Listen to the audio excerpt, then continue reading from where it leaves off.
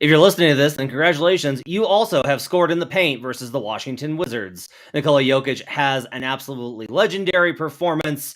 No one plays any defense, but the Nuggets get another win. We'll talk about all that and more on Locked On Nuggets.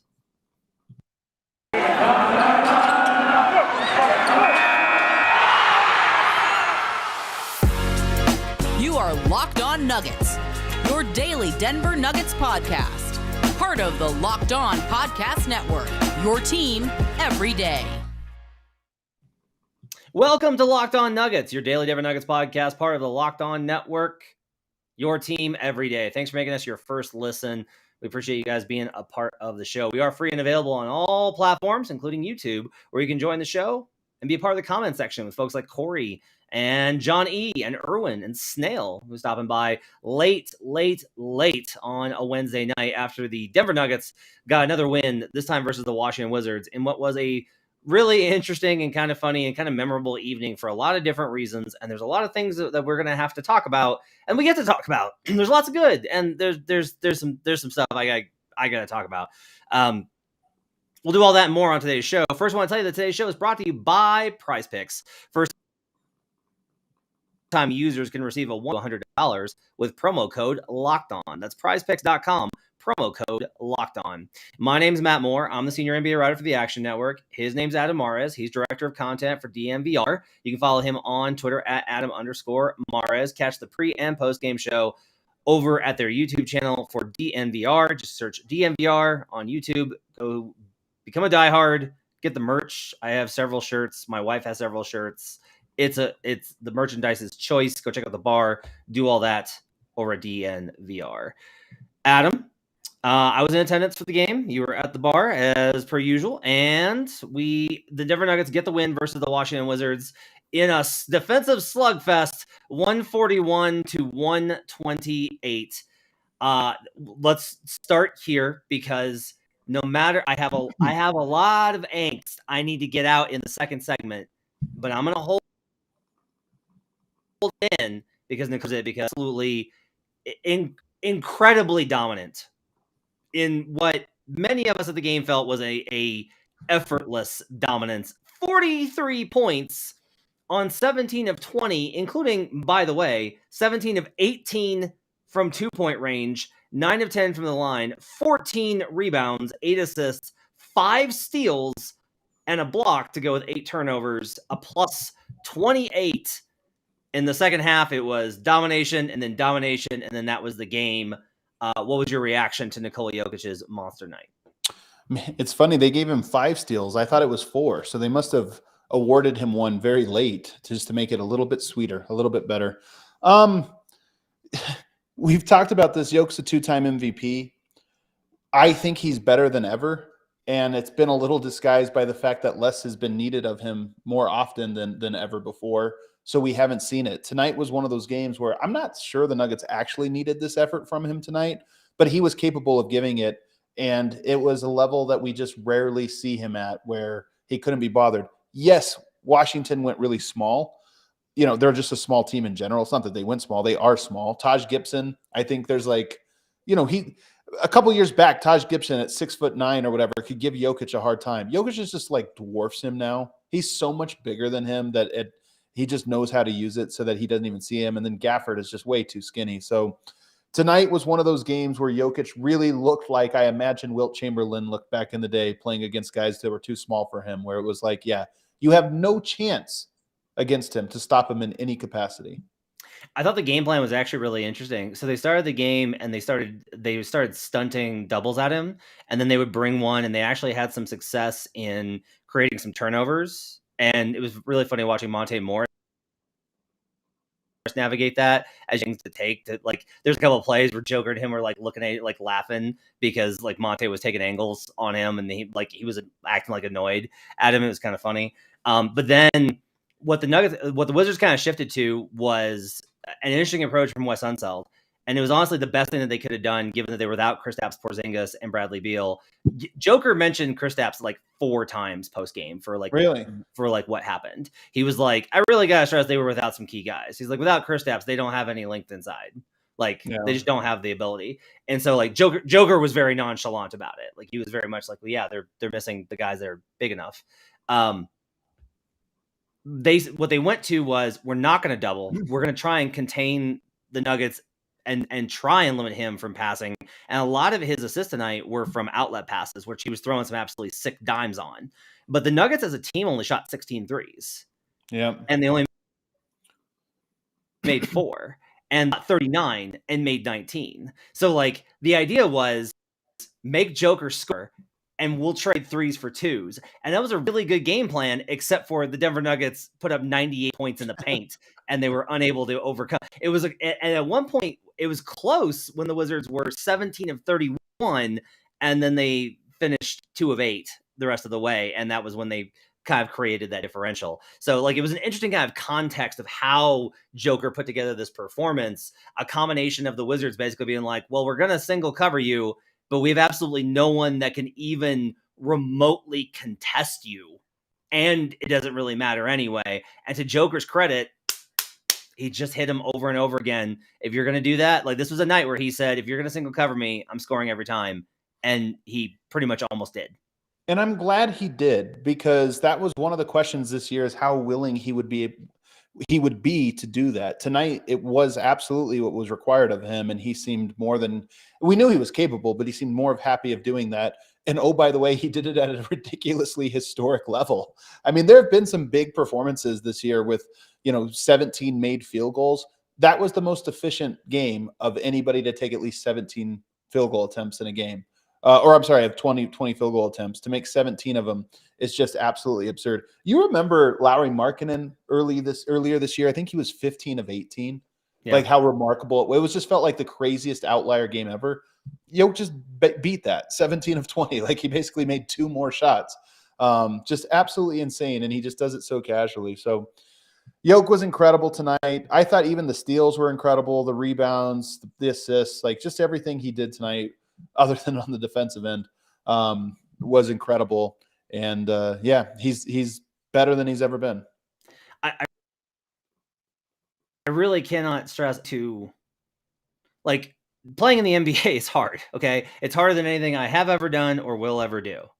Okay. It's exceptionally difficult, and only 300 people can get to do it each year. Okay.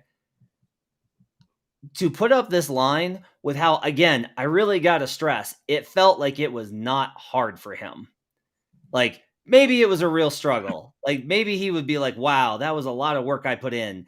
Did not feel like it watching. After watching as many games from him as I have in that building, this felt like, I kept saying on Twitter, this felt like light work.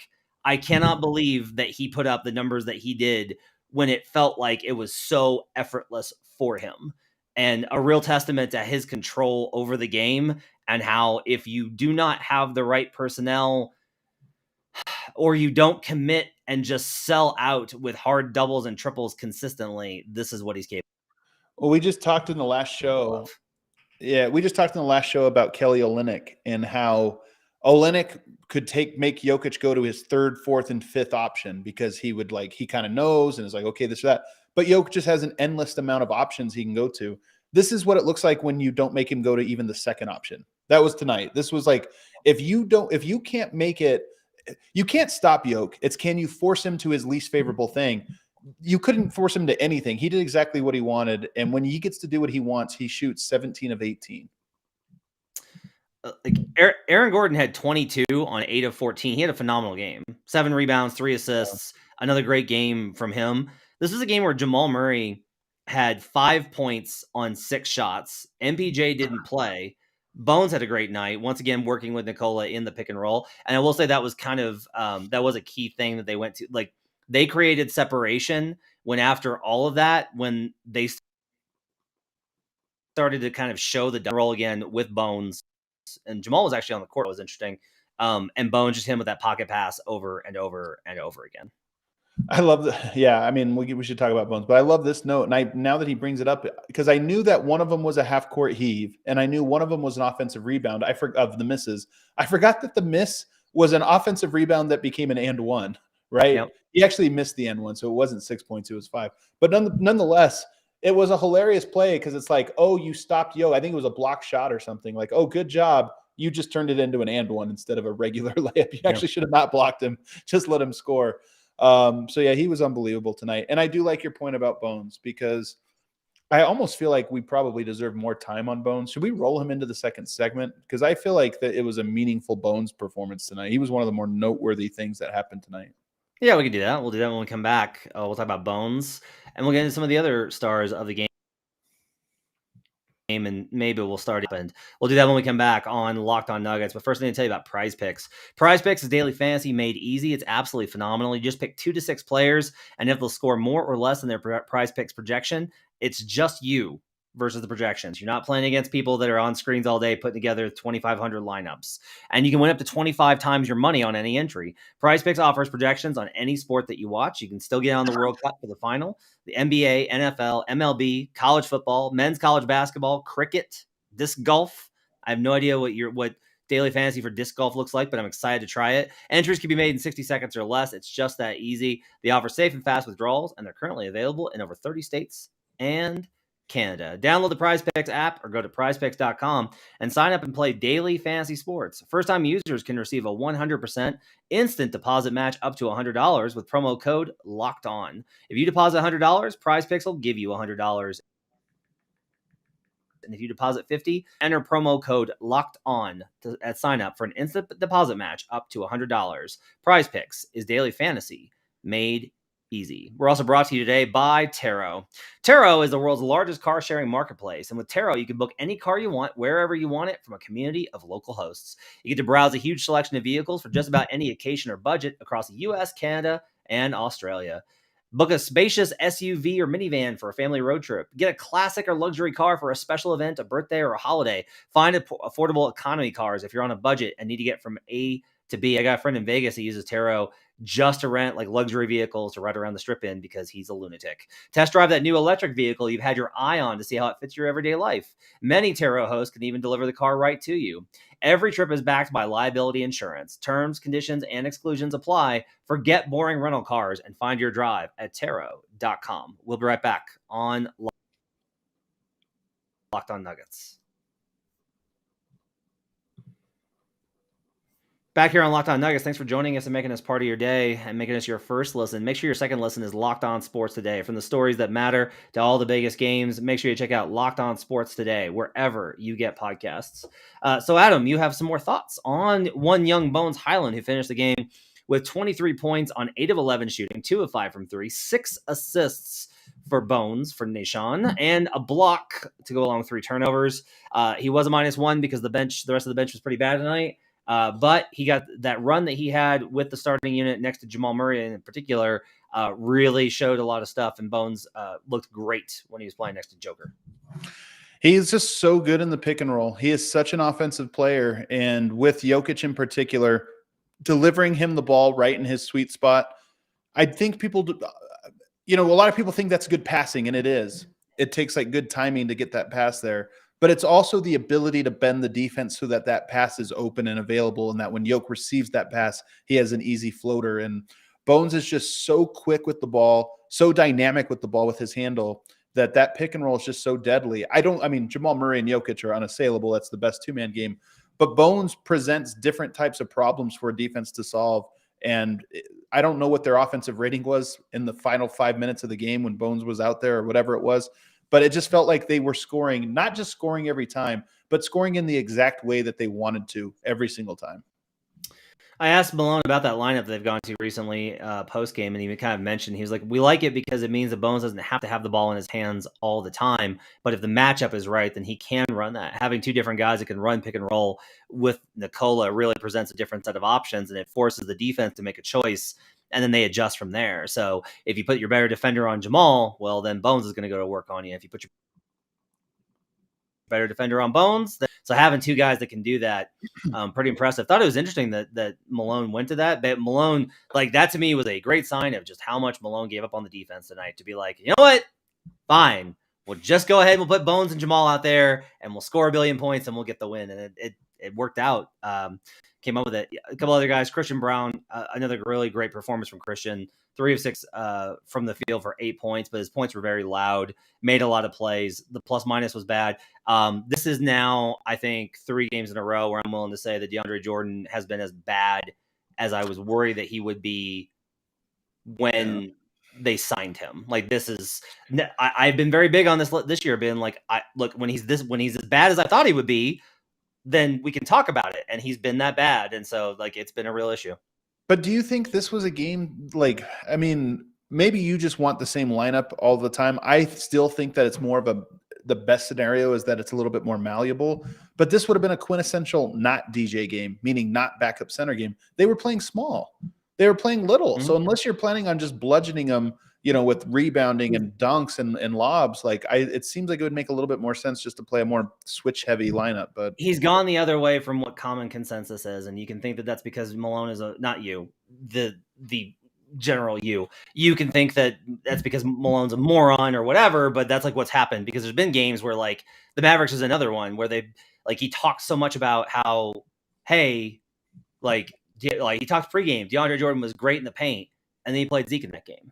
Like, I don't think that there's, like, whatever the matchup is that Malone is using to ascertain whether Zeke or DeAndre plays is not based off of the same kind of things that we're looking at and seeing. And maybe that's flawed, maybe it's not. But, like, the fact that you're like, I'm like, yeah, that, which makes me kind of like, at this point, when there's an opponent that's small, I expect DJ to play. And when they face a team that's got more bigs, I expect Zeke to play. Like, that's where I'm kind of at this point. I wouldn't be surprised if Zeke Naji played versus the Lakers. Yeah. I mean, who knows? It just was a weird one. I thought it was a good spot for it, but to try out a Zeke lineup, but clearly I don't want to talk about it, almost, because we'll talk about this every single game and it's kind of getting stale to talk about. But at least Christian's in the rotation. Christian and Bones are set. That's good, right? Like, I think Christian's playing. I like the way Christian's playing. His offense is, you know, he had some good offensive moves tonight, drives to the basket or whatever. So I kind of like. I'm pretty happy with Christian, and he does seem to have more of Malone's trust than ever before. He got 24 minutes tonight. I want to give a shout out to Jeff Green, who had 3 of, I don't know, like, this is a general number that I'd have to. But he had 3 just absolutely spectacular dunks. Like, they're memorable dunks I will remember. Like, the alley oop where he caught it and finished it almost behind his head that's a dunk contest level performance. Like, it was incredible. Bones is a pretty good lob thrower. Yeah, good lobs. It is still very cool. To see Jeff Green being able to pull off this kind of plays. I see somebody in Hurricane here saying nobody's happy with the team, fans, coach, analysts. I mean, the defense being what it is, I mean, 28th ranked defense. Let's just be clear about something. When you're that bad, there's something that just feels off about it, right? Like, you shouldn't be this bad. I know we'll get into this a little bit later, but I think that's the general feeling about the Nuggets right now. Even them, like, even the players don't seem particularly, like, over the moon for being 17-10. The results have been very good. 17-10 is a good record, but it does feel like just something's off. And maybe we're overstating that. I think there's a really good chance that we are. But you analyze what's in front of you, and what's in front of you is they beat a Jazz team that was missing half their roster barely. They just beat a Washington team that's lost 7 straight, and they lost it by giving up 128 points. Like, it's just weird. It's just something weird about it. Is that fair? Yes. Let's go ahead and get into this. Let's just go ahead and get into it. Should we do it in the third segment, though? That's like the big – I mean, to me, that's a whole segment. And then let's do it. Let's go ahead and take a break, and we'll come back and we'll talk about the defense, the vibe, all of that, because it's complicated and it's not simple. And I don't know if it's getting resolved anytime soon. And so we'll talk about that when we come back on Locked On Nuggets. But first, I need to say about BetOnline. It's the #1 source for your sports betting info, stats, news, and analysis. You get all the latest odds and trends for every professional and amateur league out there, from pro football to college bowl season to basketball and .net. If you love sports podcasts, you can even find those at BetOnline. We're always the fastest and easiest way to get your betting info. Head to the website today or use your mobile device to learn more. BetOnline, where the game starts. We'll be right back on Locked On Nuggets.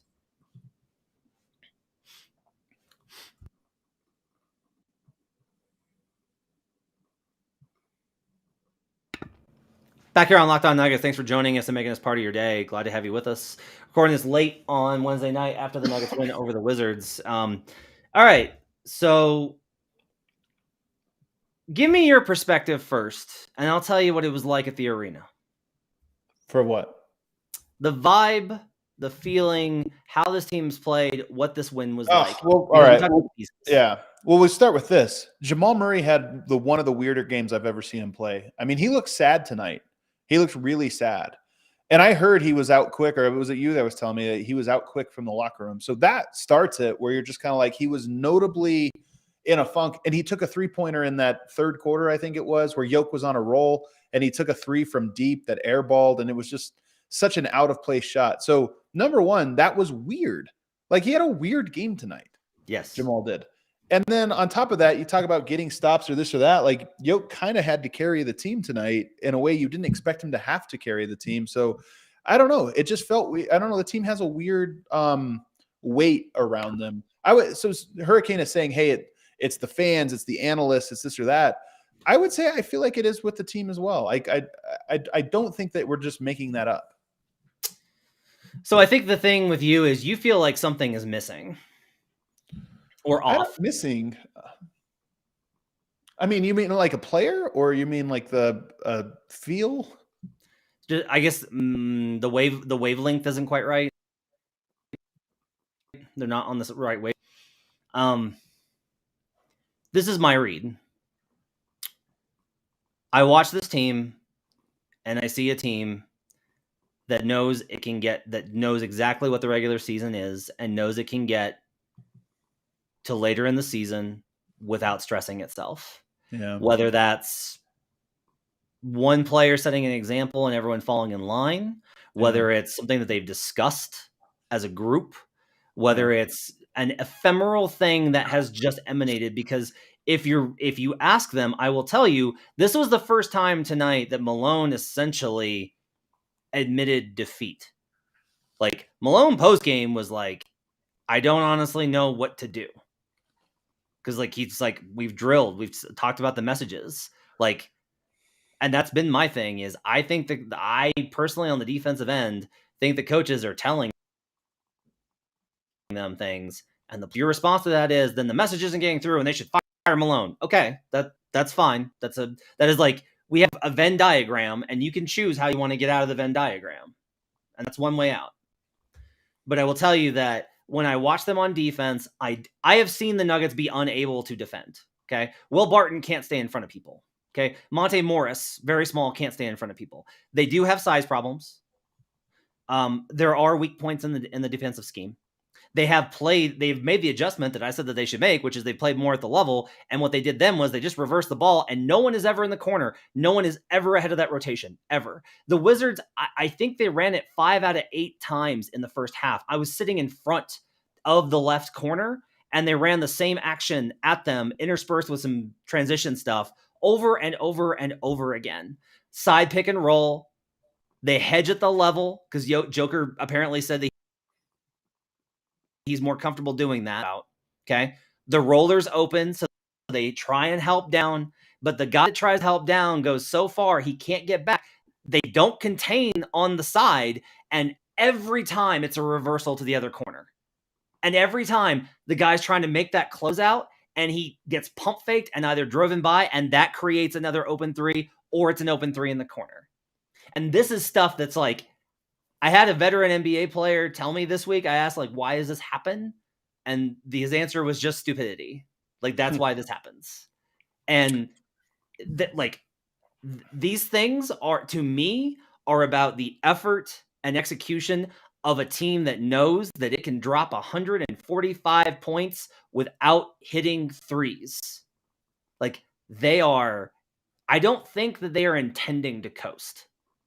I think they are coasting, whether they mean to or not. I mean, look, that might be the case, that they are just coasting and they can't help themselves. I mean, clearly there's not. And again, some of this is, I know it's an overused word, but some of this is just a vibe. Like, the team is not feeling the vibe just yet of playing defense. And maybe it'll come to them. And maybe it'll come to them at a certain point where it's like, you know what? it feels good to play defense right now, and we get all this going. But right now, it doesn't seem to. I'll also say this: like the vibe in the locker room is not like ugh. Right.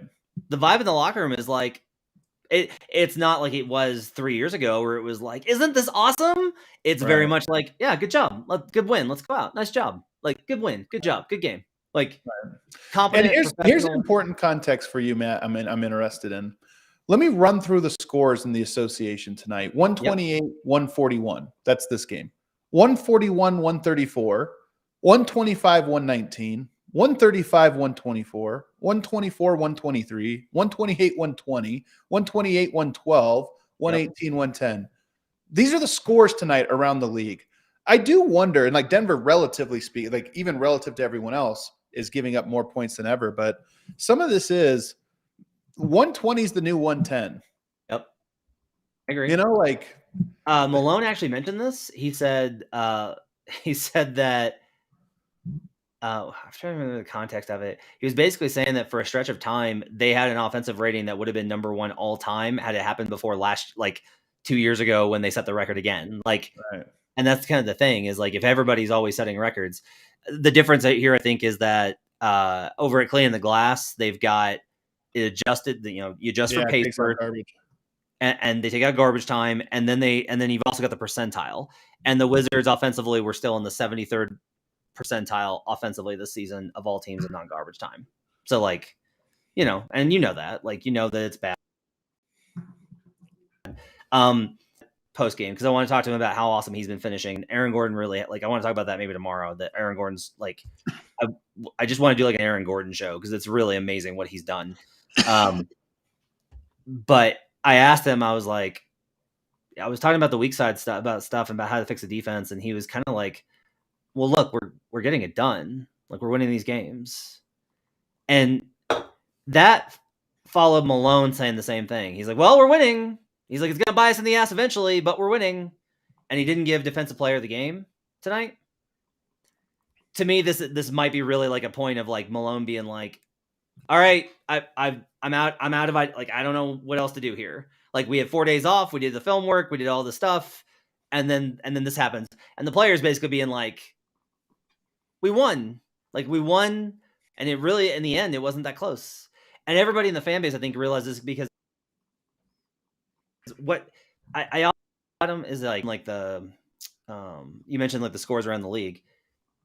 It's if you win by 10 points, but you win 130 to 120, it doesn't feel the same as if you win 115 to 105. That's such a good take. That's so true, man. If they would have won this game 105 to 95, even, like, you're just kind of like, they dominated them. Yeah. And like, you gave up 128. That doesn't feel good. And what you want is like, I've started to think about every season through the prism of like, there's certain archetypes of seasons, not just teams, but seasons. Oh, I like that. Because the Pelicans right now, it's really funny. Yeah, this is a great take. Actually, like, one of my favorite bat theories. This is a great take. Like, can the Pelicans win the Western Conference? Yeah. Like, is Zion the MVP? It's the Grizzlies last year. Yes, I'm like, guys, you just did this. Yeah, it's the archetype. Like, yeah, like it's and meanwhile, Mavericks this year, I'm trying to think of like what the team that really was like a bummer last year. Well, no, it's like, I mean, the Blazers had this a couple years back where they went to the Western Conference Finals, and then it was like, it didn't really grow, it was kind of felt like a one-off. Yeah, there's archetypes. I like this, archetypes. Yeah, NBA season archetypes. Great work. You know what the Mavericks are having? Think of. I want you to really think about this. In 2021, the Atlanta Hawks go to the Eastern Conference Finals. They upset Joel Embiid, MVP candidate, and the Philadelphia 76ers. Yep. They lose in the conference finals, and the next year they're an inconsistent, middling team that everyone's like, this team's not very good. So true, man. The Mavericks last year made the Western Conference Finals, knocking off the 64-win Phoenix Suns, and this year are an inconsistent team, and everyone's like, this team's not very good. This is one of my favorite Matt-isms. This is a good one. What is the Nuggets, though? The Nuggets are the 2002 Lakers. They're the post-championship hangover team. I think a better way. maybe a better way to think of them is going back to like those Suns teams, like the 07 Suns, like the pre-Shaq Suns, right? Where it's like they're just going to run things back and they made some additions. I think there's probably some other comps that we can find in there. Yeah. What you don't want to be is you don't want to be the Clippers. That's what you don't want. You don't want to be Blob City. That's what you don't want to be. I will say, like, people are talking about the joy. The Nuggets had a little bit more joy tonight.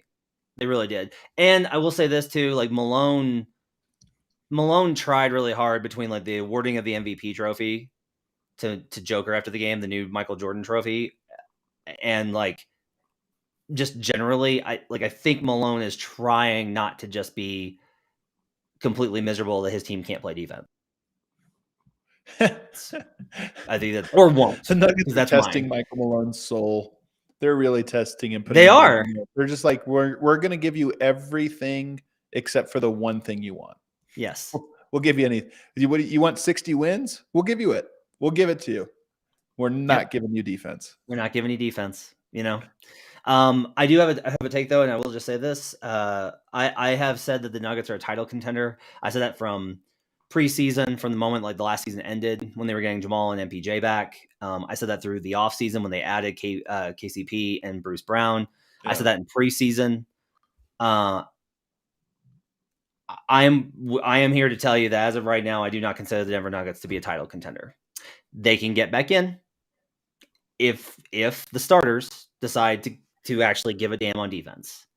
Like even if that means that the offense is slightly worse, like I think that they, but I cannot take them seriously as a title contender with this defense. It would just the high level teams at full bore, at full throttle. I can't believe that they, until you show me you can do it, I can't just trust you. Even if you do it in the clutch, that's their argument. It's like, we can do it. We do it for stretches or quarters or blah, blah, blah, blah. Like, you have to show me you can do it. You have to show me that you care enough to do it. Otherwise, I can't believe that you are. They don't care about what I think, and that's fine. But I can't think of the Nuggets as a contender if this is what their identity is going to be. They certainly don't feel like they're building championship habits. I think you're saying it in a different way that it feels a little too hot to me, even if this is like a semantic thing, I think, where we probably agree. It's just we're phrasing it differently. I don't like your phrasing, even if I understand what you mean. But they definitely are not building championship habits. They are not going to win an NBA championship 141 to 128 every game. That's not going to happen. And like the players also, here's what's funny. The players know it. I know. That's what's so weird about it. That's why it's all weird, Matt. This is what I mean. It's all weird. They're like, we know what it takes to win a championship. Are you doing it? Absolutely not. But we're winning. Yeah, 100%. We're winning. And like that's what? And hold on. Well, here's part of the other problem, okay? Is the answer to that from Malone's perspective is, well, we'll lose, we'll get our asses kicked, and then that'll teach us. And it won't, because they still know that they can go into the next game and drop a 128, 130 offensive rating and win. Like, this is the NBA regular season. It just is. Yeah. But like, most nights, what they did tonight is going to get you home. Yeah. So I don't know what the motivation is for them to reach the expectations that they have for themselves and that the fan base and the city and the media has for them. Like, everyone wants them to be a truly great team. Yeah. And for them, they want to be a truly great team in April. And that is, like we're all waiting for something and we're not sure what. So yeah, it's honestly, but you know what? And they do. They kind of feel, honestly, talking to them, like they kind of feel like they're like, well, hopefully we'll figure it out. And you're like, but this is like stuff that you control. Yeah, we gotta stop worrying about it and just kind of accept the season that we're on and get excited when and if they flip that defensive switch and everything clicks for them. But at least right now, offensively, it's easy. Danny, to play for him. Maybe they wouldn't play D for anyone, but it's gonna follow him regardless. So he needs to figure it out. I mean, he's right about that. You're mad about the phrasing of it or the point, but like the truth, it is the truth. Like if Denver plays like this all year and into the playoffs, it will fall on Malone. You're absolutely right. It'll fall on him. Yeah, you're absolutely. I've said that. Saying. Yeah, I've read that. No. He's saying that it should fall on him, and I'm like, there's a difference between how the NBA works and operates, which is the coach gets fired because that's what you do, because you can't fire the players because they are guaranteed money, and the difference between that and like who it's actually on, like there's this expectation of, well, if they're not trying hard, then Malone needs to say the magic word, like the magic words. Like, what is it that he's, and then you say, like, what that is part. I mean, I disagree with you in that is part of coaching. Like, okay, no, you're right on a single game thing. Like, hey, you didn't bring it tonight, whatever. But when you talk about 30 games in, like, that's part of it. Is like, hey, what is it? The buttons that have to be pushed. And to your point, they're not firing Malone in this season. Like, it would be at the end of the season you evaluate it. Yeah. So there is time. But I'm saying, like, I do think there's something to. You got to get your team to do the thing that they can do. Yeah, and I think I do want to stress this. That like, there's one, they shouldn't make changes mid-season because they won't. I mean, I feel I feel really confident in that. Okay. Like, I just want to be clear, and especially like it would be insane to be like, hey, you're 17-10, and potentially tomorrow second in the Western Conference. Get out of here, you bum! You didn't play Zeke Naji enough. Like that's insane, right? Yoke's really good, man. He is. I mean, again, I gotta tell you, because it does remind you of these LeBron teams. I mean, it reminds you of the very short list of great players where they can do almost everything wrong and still be great.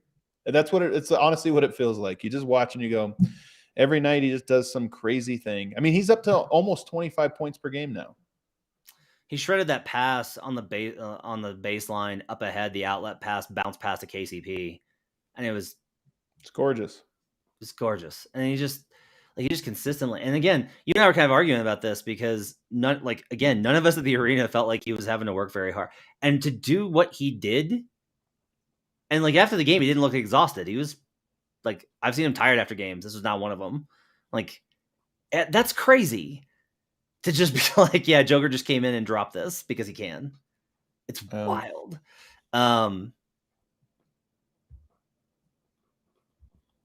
What do you think, before we get out of here, is the offense...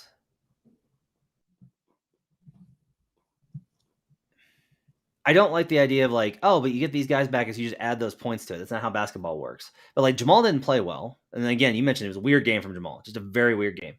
So weird. Very, very strange. And so, and MPJ didn't play. But like, you and I said that this could be the best offense in the league and one of the best offenses ever. When you say it like that, it's so funny. What? Murray, basically no Murray, no MPJ. And they're just dominating offense. Yeah. And you and I are sitting here talking about like, what's wrong with the Nuggets? Like, as they're 17. This is it. I will say, last year was a drone, like a droning noise. It was just like it was very difficult for everybody. Yeah. This year is becoming very fascinating. It's just not becoming like the exhilarating wild ride. Yeah, I agree with this. I actually agree with this. This is another good take. Like it's a fast. It's confusing and fascinating. Yeah. Like they're not just a really good team that's in line to win the title, and we'll see if they can get it done. They're not just a flawed team that's clearly not at the level of a championship and needs to change something. Like they're this mix of all of these things. Yeah. I'll tell you, I love this one. Jokic, this take, which the more time goes on, the more I feel like it's not that crazy. Jokic, the best offensive engine ever. You could plug a lot of pieces around it, would work.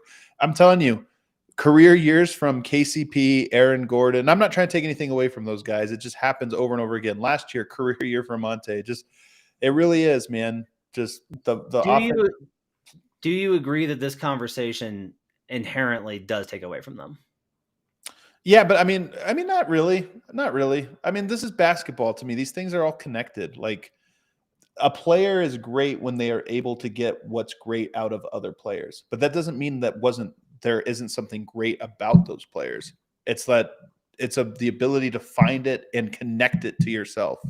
And so to me, it actually isn't. Credit to Aaron Gordon tonight, because like I actually wanted to like not. I was like, look, everyone kind of says like, well, yeah, he's playing with Jokic. Look at these easy buckets, but I see AG finishing through 2, sometimes 3 defenders now. And he's shooting. I called him tonight a mini Zion. He kind of is, the way he just blows through people right now. I told him, because he's not slow like a tank, I told him he looks like a Humvee, like a Hummer. Yeah. And he said, I'm more efficient than a Hummer. So I love that.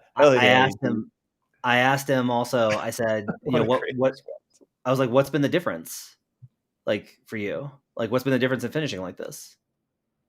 And he was like, honestly, I put the work in the weight room and I play with Jamal and Nikola. Yeah. I mean, he's right. Like he was. Hold on a second. 13.6% of Zion's shots are dunks. What are 28.5% of AG's are? Mini Zion. Zion's not on his level. Get out of here. I don't know. I think that we go too far with stuff like this. I mean, you couldn't plug in G League guys, but most decent NBA stars in Jokic would be a top 3 offense. I just think that last year they were like 5th or 6th or something, but I think, and those guys played well. Like, I just think you got to give credit to. I think it's reductive, and I think also it's what it is it's trying to praise Nikola in a way that actually downgrades everybody else. Like the purpose is to downgrade everybody else, and by saying like it's and like I'm just like, look, Nikola, you're absolutely right. Your take about like Nikola is one of those special players that finds the great and connects it. Just like, how does your greatness fit with my greatness? Yep. And that's to me his greatest skill is. He sees 5 players, what they're good at, and somehow ties it together in a way that makes everything cohesive. Kiali says the NBA disrespected Jordan with that new MVP trophy, the worst pose of Jordan. I will say that the players really liked it. They loved it. Like really? Aaron Gordon said it was quote dope. KCP was like, "Can I have my trophy?" He really wanted it. And then Nikola, they tried to get him to bring it to the podium, and he wouldn't, and didn't want to talk about it after the game. And then, post game, they actually had to bring it to his car because he couldn't find it. That's just like that's typical of Nikola. As for where it will sit, he said Natalia will handle that. So, one last question for you here. Somebody said Nuggets. So Murray, MPJ come back. Nuggets are winning it all while being the last defense in the league. Like, what would you do if this actually is how it plays out, where the Nuggets never get better on defense, but somehow just keep winning 141 to 135 or whatever? We said before the Warriors, you can't win with jump shooting, you can't win from threes, this or that. What if it became like, you know what? You can have an unstoppable offense. I would love it because like 4 of us get book deals if they win the title. And my goal is to be one of the 4. There you go. And that will be my angle, is writing about how ultimately defense doesn't win championships. That would be my entire thing. All right, that's going to wrap it up. Thanks for joining us on Locked On Nuggets. Appreciate you guys hanging in late night with us. If you're listening to this in the morning, I'll try and get to another episode tomorrow. I want to talk about AG and a few more things. Friday, we'll preview the Lakers game, and then on Saturday, I'll have a recap episode for you guys. Hope you week. Make sure to follow Adam on Twitter at Adam_ stuff over at DMVR, pre and post game shows, as well as our daily podcast. Check out the Action Network. Support my stuff over there. Download the app. I got a betting podcast. I went crazy last night. It was awesome. I nailed a lot of things, including the magic. I called the magic on that. So go do that. Thanks for joining us. Hope you guys have a good night. We'll see you again next time on